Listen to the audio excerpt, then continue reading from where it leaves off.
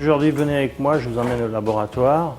Je vais vous présenter ma technique pour faire des mendiants assez rapidement et surtout pour stabiliser le chocolat. Vous avez le chocolat en pastille. Hop. Le chocolat en pastille, on le met comme ceci et je hache. Voilà. Une fois haché, je prends les grains les plus importants. Je mets sur le chocolat fondu.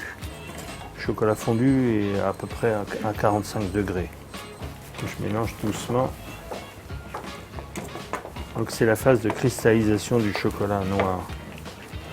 Parce que le chocolat noir, comme le chocolat au lait d'ailleurs, il faut qu'il soit fondu à 45 degrés, 45-50 degrés. Et ensuite, il faut descendre la température de ce chocolat jusqu'à 29 degrés, 28-29 degrés.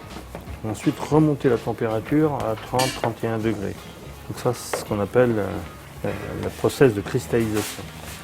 Si vous ne faites pas ça, votre chocolat ne se solidifie pas au refroidissement. Ou alors, il va blanchir énormément. Et le goût sera altéré, etc.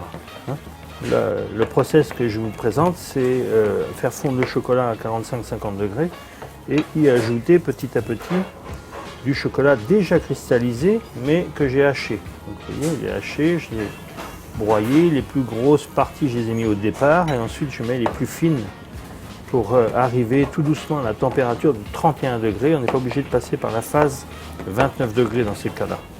Ça s'appelle la cristallisation par ensemencement. Je fais des petits ronds.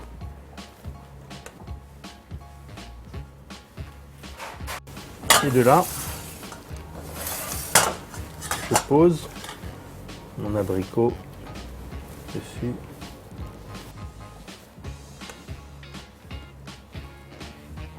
Là, vous avez pu constater que j'ai travaillé sur une ligne uniquement, parce que si on attend de trop, le raisin ou l'abricot ne collera plus au chocolat.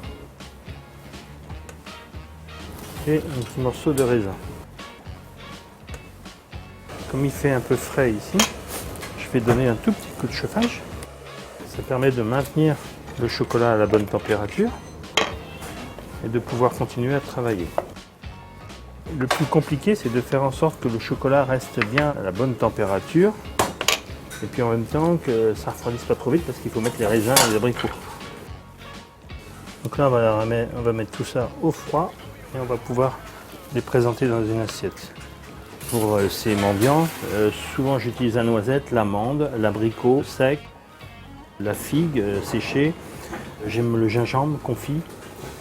J'aime aussi les raisins, il y a plusieurs types de raisins. Aussi parfois la fraise séchée. Si le fruit sec reste trop longtemps à l'extérieur, il s'assèche, donc dans les 10 jours il faut le consommer, mais en général c'est ce qui se passe.